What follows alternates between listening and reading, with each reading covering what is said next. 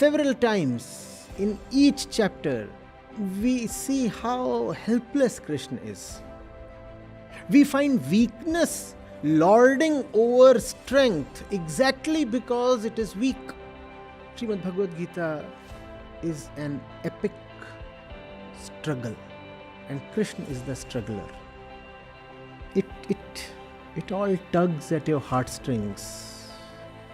It's actually a song, as much of melancholy as of wisdom. And that's the reason I love the Gita.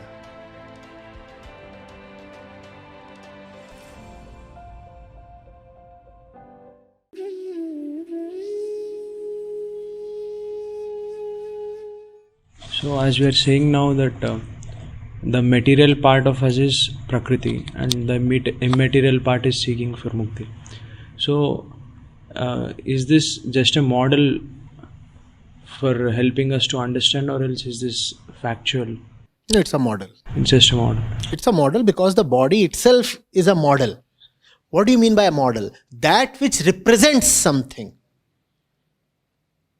Whatever you can think of or conceptualize is just a model. Because if it is not a model, then it ought to be the truth. It is not the truth, obviously, because the truth is not bodily. Obviously. So every word is just used to model something. When we are speaking, we are actually modeling. A model and a concept are fundamentally the same thing. Right? So it is a model. But it's a very, very useful model. Useful for whom? For one who is... For the body? Yeah. Useful for? The Purush. Purush itself is the model, right? But then there is somebody who is dissatisfied. We can consider the structure of the mind itself is like that, entangled. And we are modeling this way to understand it. And that's right. Because there is nothing else that can reach the mind except words. And every word is an exercise in modeling. So it is a model. There is no doubt about it. But then what else can be used? Rather we can look at the mind as a mechanism. Whatsoever is mechanical within you, that is Prakriti. Right? And then there is something that is dependent on the body and yet not satisfied with just things bodily or material. That is what is called as Purush. That Purush is not Atma. That Purush is consciousness, Chetna. That consciousness is very much dependent on the body. If your head is banged with a hammer, consciousness will take a beating. Right?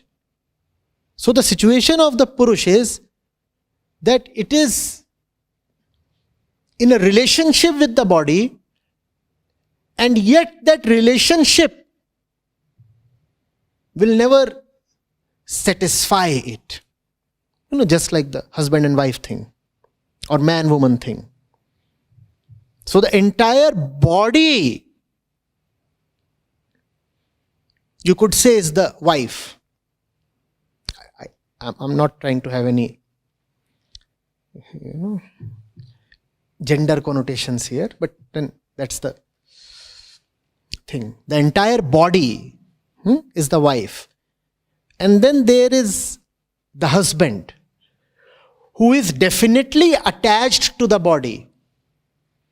As I said, if you bang the body with a hammer, the consciousness too will suffer. It is not that just the brain will take a beating. The consciousness too will suffer. But then the brain is not consciousness. Though the consciousness is definitely dependent on brain. There is some relationship. And consciousness is not merely dependent on the brain, it is actually dependent on the entire body. Even if your knee is hit with a hammer, it affects your consciousness.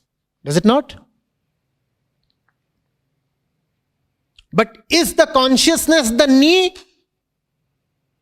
The consciousness is not the knee. The consciousness is similarly not the brain, but it is in a relationship with the brain. And that consciousness seeks liberation. All spirituality addresses not the brain, but that urge of the consciousness to get liberated. Therefore, those who apply only the brain in comprehending the spiritual notes definitely end up misinterpreting. Because the ones who are bringing spirituality to you are not talking to your brain. They are speaking to your consciousness. What is the difference between brain and consciousness? Brain is that which comprehends using its well-settled old patterns. Brain is a system, a mechanism. It's a pattern. It's a particular way. Consciousness can go beyond the old ways. Spirituality brings something new to you, and the brain with its old ways cannot decipher that. But consciousness can, though it would stretch the consciousness. It would demand a lot from the consciousness to really know what the seers are saying to you. But still, it is within the capacity of consciousness to get a whiff of what an Upanishad is saying to it. The brain can make no sense. The brain can at most translate. The brain can at most interpret like a computer. Can a computer understand? You can have artificial intelligence or whatsoever, but can a machine or a process or a system ever understand? Understanding is a function of consciousness, not anything that has weight, not anything that is bodily or material. If a awakened mind gets knocked up with a hammer, will it forget everything?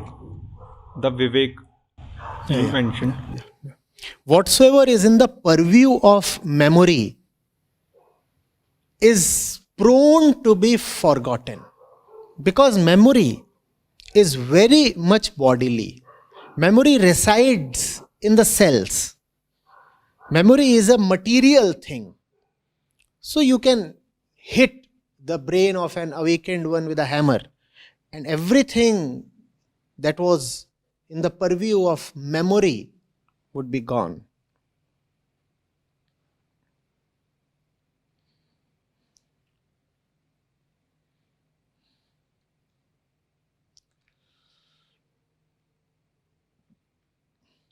Do not believe in fancy miracles. That won't happen. If you shoot a so-called awakened person, he will bleed. That's Prakriti.